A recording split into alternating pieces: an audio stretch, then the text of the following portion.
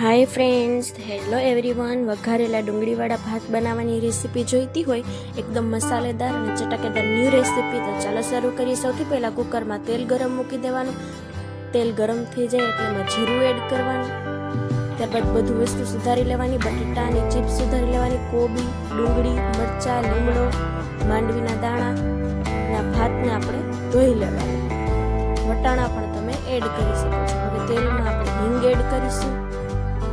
ત્યારબાદ આપણે ડુંગળી એડ કરીશું. ડુંગળી સંતળાઈ જાય ત્યારબાદ આપણે લીમડો એડ કરી દઈશું અને થોડી વાર ચડવા દઈશું.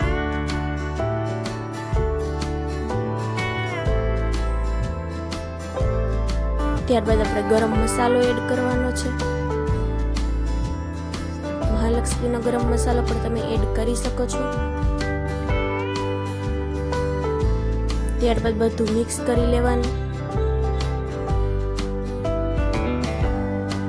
ત્યારબાદ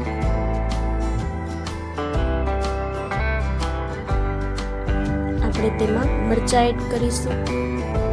લાલ અને લીલા બંને મરચાં મેં અહીંયા લઈ લીધા છે. વટાણા પણ એડ કરી દીધા છે. ત્યારબાદ માંડવીના દાણા એડ કરીશું. ત્યારબાદ બટેટાની ચિપ્સ સુધારેલી હતી તે એડ કરીશું.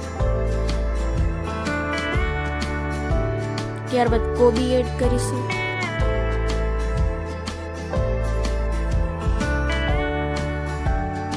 ત્યારબાદ ચટણી પાવડર એડ કરીશું. ત્યારબાદ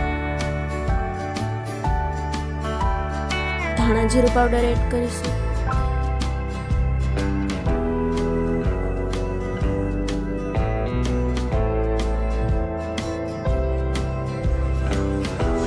ત્યારબાદ સ્વાદ પ્રમાણે મીઠું એડ કરી દઈશું.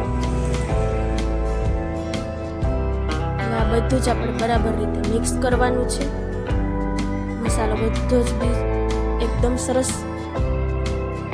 મિક્સ થઈ ગયો છે. હવે તેમાં આપણે ભાત જે ધોયેલા હતા તે આપણે એડ કરી દઈશું અને ભાતથી આપણે 2 થાળી જેટલું પાણી એડ કરી દઈશું. 1 થાળી ભાત છે એટલે આપણે 2 થાળી પાણી એડ કરી દઈશું.